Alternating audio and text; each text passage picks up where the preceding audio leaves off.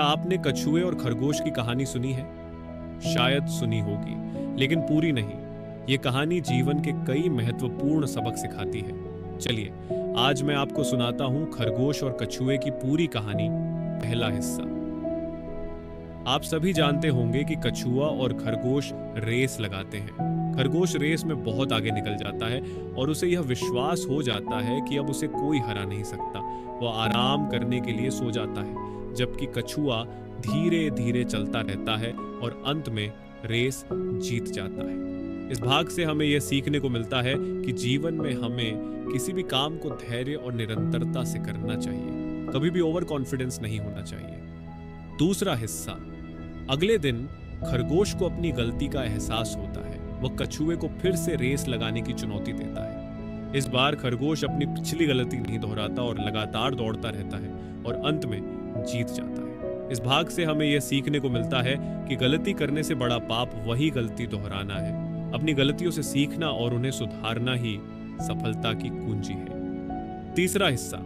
अगले दिन कछुआ और खरगोश दोनों अपनी अपनी जीत से प्रेरित होकर एक बार फिर रेस लगाते हैं, लेकिन इस बार वे रास्ता बदल देते हैं। खरगोश तेजी से दौड़ता है, लेकिन रास्ते में एक नदी आ जाती है और उसे रुकना पड़ता है।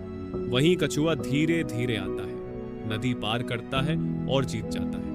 इस भाग से हमें यह सीखने को मिलता है कि हमें अपनी ताकत और कमजोरियों को जानना चाहिए और उसी के अनुसार अपनी रणनीति बनानी चाहिए। अंतिम हिस्सा।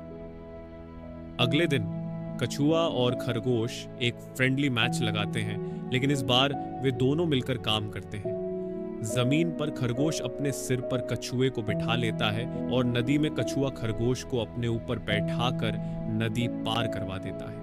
इस सहयोग से वे जीत हासिल करते हैं। इस भाग से हमें यह सीखने को मिलता है कि सही साथी और सहयोग से हर मुश्किल को आसानी से पार किया जा सकता है।